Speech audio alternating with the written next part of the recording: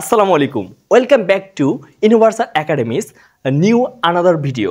আজকের ক্লাসটি হচ্ছে আমাদের বেসিক ইংলিশ গ্রামারের দ্বিতীয় নম্বর ক্লাস। যারা ইংরেজি শুরু করতে চাচ্ছেন কিন্তু কোথা থেকে শুরু করবেন ভেবে পাচ্ছে না, তাদের জন্য আমার মনে হয় এই যে basic class, basic English grammar যে সিরিজটা আমি নিতে চাচ্ছি বা নিচ্ছি, এই সিরিজটা আপনাদের জন্য অনেক হেল্পফুল হতে পারে। তা চলুন তাহলে শুরু করা যাক। আজকের ক্লাসে আমাদের টপিকটা কি? গত ক্লাসে আমরা শিখেছি একটা সেন্টেন্সের স্ট্রাকচারে কি থাকতে পারে। আমরা শিখেছি একটা সেন্টেন্সের স্ট্রাকচারে সাবজেক্ট থাকে, ভার্ব থাকে এবং এক্সটেনশন। এই এক্সটেনশনের ভিতরে থাকবে অবজেক্ট, অ্যাডভার্ব এবং কমপ্লিমেন্ট।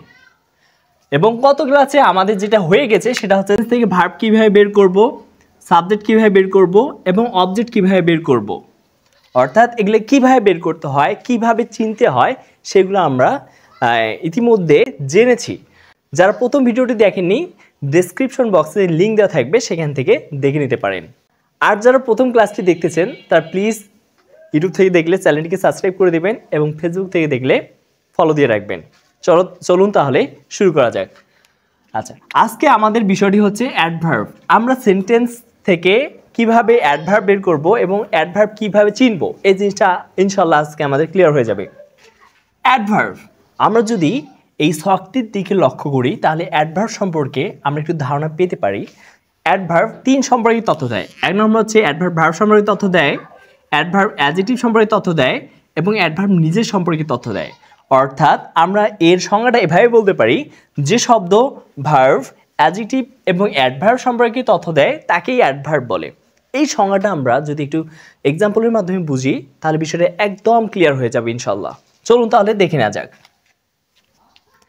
আমরা যদি এই সেন্টেন্সগুলোর দিকে একটু লক্ষ্য করি, number one sentence, he runs fast. আমরা জানি এটা হচ্ছে ভার্ব, এটা ভার্ব। এই যে অতিরিক্ত শব্দটা, এটা অ্যাডভার্ব। কিভাবে অ্যাডভার্ব আমরা যদি একটু দেখি এখানে, ফাস্ট মানে কি? ফাস্ট মানে হচ্ছে দ্রুত। এই দ্রুত শব্দটা মূলত কাকে বোঝাচ্ছে? হিকে বোঝাচ্ছে না রানসকে বোঝাচ্ছে? যদি আমরা মনে করি যে হি সম্পর্কে তথ্য দিচ্ছে, তাহলে যদি আমরা রানটাকে বাদ দেই, যে হি ফাস্ট, সে দ্রুত, এটা কখনোই হয় না। তাহলে এই দ্রুত শব্দটা কাকে বোঝানোর জন্য আসছে? যে দ্রুত দৌড়ে, দ্রুত দৌড়ে, অর্থাৎ এই শব্দটা কিন্তু ভার্ব সম্পর্কে তথ্য দিচ্ছে। আর এই ভার্ব সম্পর্কে তথ্য দেওয়ার কারণে এটা কি হয়ে যাবে? এটা অ্যাডভার্ব হয়ে যাবে। ঠিক একইভাবে আমরা যদি পরের সেন্টেন্সটা একটু লক্ষ্য করি, এখানে আমরা জানি বিউটিফুল হচ্ছে অ্যাডজেক্টিভ, বিউটিফুল অ্যাডজেক্টিভ, এবং বিউটিফুলের আগে যে শব্দটা বসেছে ভেরি, এটা কি হবে? এটা বোঝার জন্য আমাদের বুঝতে হবে ভেরি শব্দটা কাকে বোঝানোর জন্য আসছে। ভেরি শব্দটা ইজকে বোঝানোর জন্য আসছে, না শিকে বোঝানোর জন্য আসছে, না বিউটিফুলকে বোঝানোর জন্য আসছে? আমরা যদি একটু অর্থ করি তাহলে কি হয়, যে ভেরি খুব, বিউটিফুল সুন্দর, মানে এতে বোঝা যাচ্ছে যে ভেরি শব্দটা এই যে বিউটিফুল শব্দটাকে বোঝানোর জন্য আসছে। অর্থাৎ বিউটিফুল শব্দে বিউটিফুল সম্পর্কে অতিরিক্ত তথ্য দেওয়ার জন্য আসছে। যেহেতু বিউটিফুল হচ্ছে অ্যাডজেক্টিভ, তাই অ্যাডজেক্টিভ সম্পর্কে তথ্য দেওয়ার কারণে এটা কি হয়ে যাবে? এটা অ্যাডভার্ব হয়ে যাবে। এখন যদি আমরা 3 নম্বর সেন্টেন্সটা দেখি, এখানে কি আছে? He runs fast. সেই প্রথম সেন্টেন্সটা এখানে আমি লিখেছি। এখানে আমরা জানি প্রথম সেন্টেন্সে ফাস্ট শব্দটা কি পেয়েছি? অ্যাডভার্ব। এখন এই সেন্টেন্সের ভিতরে যদি অতিরিক্ত একটা শব্দ যুক্ত করা যায়, যে এখানে যদি আমরা ভেরি যুক্ত করি, হি রানস ভেরি ফাস্ট, যদি এরকম করে বলি, সেই ক্ষেত্রে ভেরিটা কাকে বোঝানোর জন্য আসছে? ভেরিটা রানসকে বোঝানোর জন্য আসছে না হিকে বোঝানোর জন্য আসছে? এটা বোঝার জন্য আমাদের কি করতে হবে? যদি মনে হয় যে ভেরিটা রানকে বোঝানোর জন্য আসছে, তাহলে আপনি ফার্স্টটাকে একটু বাদ দিয়ে দেখেন তো অর্থটা হচ্ছে কিনা। যে হি রানস ভেরি, সে দৌড়ায় খুব, এটা কি হয়? কখনো হয় না। তার মানে এখন যদি আমরা এই যে ভেরি শব্দটাকে ফার্স্টের সাথে যুক্ত করে দেই, যে খুব দ্রুত, খুব দ্রুত, এখানে ফার্স্ট শব্দটা তথ্য দিয়েছে এর ভার্ব সম্পর্কে, আর এখানে ভেরি শব্দটা তথ্য দিয়েছে ফার্স্ট সম্পর্কে। অর্থাৎ ভার্ব সম্পর্কে যে তথ্য দেয় সেটা অ্যাডভার্ব হয়, এবং অ্যাডভার্ব সম্পর্কে যে তথ্য দেয় সেটাও কি হয়? অ্যাডভার্ব হয়। তার মানে বিষয়টা, তার মানে এখানে ভেরিটা কি হবে? অ্যাডভার্ব। আশা করি আমরা বিষয়টা বুঝতে পেরেছি যে অ্যাডভার্ব কার কার সম্পর্কে তথ্য দেয়, যে অ্যাডভার্ব ভার্ব সম্পর্কে অতিরিক্ত তথ্য দেয়, অ্যাডজেক্টিভ সম্পর্কে দেয় এবং অ্যাডভার্ব নিজের সম্পর্কেও তথ্য দেয়। আমরা যদি এই ছকটাকে একটু লক্ষ্য করি এবং ভালো করে দেখে থাকি তাহলে কিন্তু আমরা এটা মনে রাখতে পারবো যে অ্যাডভার্ব কার কার সম্পর্কে তথ্য দেয়। হ্যাঁ, এখন আমরা অ্যাডভার্ব বের করার, সেন্টেন্স থেকে অ্যাডভার্ব বের করার শর্টকাটে একটা টেকনিক শিখবো, যেটার মাধ্যমে আমরা যে কোনো সেন্টেন্স থেকে অ্যাডভার্বগুলোকে বের করে নিতে পারি। তাহলে চলুন দেখা যাক। আমাদের নিয়মটা কি ছিল? সাবজেক্ট বের করার জন্য হোক, অবজেক্ট বের করার জন্য হোক, অ্যাডভার্ব বের করার জন্য হোক, আগে আমাদের সেন্টেন্সে কাকে বের করতে হবে? আগে আমাদেরকে ভার্বকে বের করতে হবে। ভার্বকে বের করার পর আমাকে কি করতে হবে? যে ভার্বকে আমাদের প্রশ্ন করতে হবে।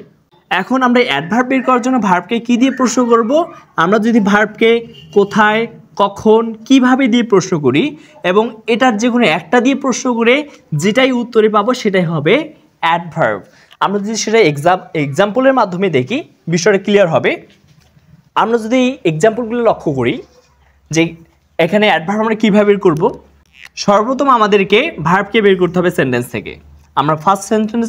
আমরা যদি প্রথম সেন্টেন্সটা দেখি, এখানে ভার্ব কি আছে? রানস। তাহলে আমরা এখানে প্রশ্ন করব কোথায়, কখন, কিভাবে দিয়ে। এখানে যদি আমরা কোথায় দিয়ে প্রশ্ন করি, হি রানস, সে দৌড়ায়, সে কোথায় দৌড়ায়? এখানে উত্তর পাওয়া যায় না। সে কখন দৌড়ায়? এখানে উত্তর পাওয়া যাচ্ছে না।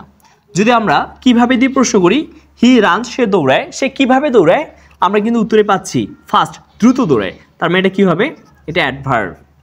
আমরা যদি এখন দ্বিতীয় বাক্যে চলে আসি, হি গোজ, সে যায়। সে, এখানে যদি আমরা কোথায় দিয়ে প্রশ্ন করি, সে কোথায় যায়?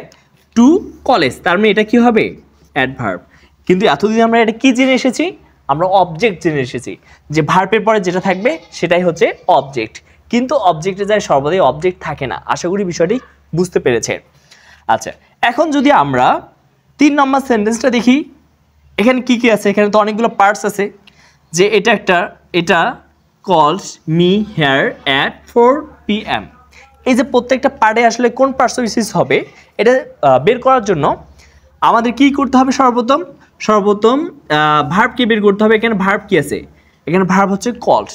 এখন আমরা ভার্বকে প্রশ্ন করব কি বের করার জন্য? অ্যাডভার্ব বের করার জন্য। এখানে অ্যাডভার্ব বের করার জন্য প্রশ্ন করব কোথায়, কখন, কিভাবে দিয়ে। তা প্রথমে আমি কোথায় দিয়ে প্রশ্ন করি, হি কল্ড, সে ডেকেছিল। সে কোথায় ডেকেছিল? এখানে কিন্তু একটা আনসার পাচ্ছি আমরা, কোথায় ডেকেছিল? এখানে। তার মানে এটাই উত্তর পাচ্ছি, তাই এটা কি হবে? অ্যাডভার্ব।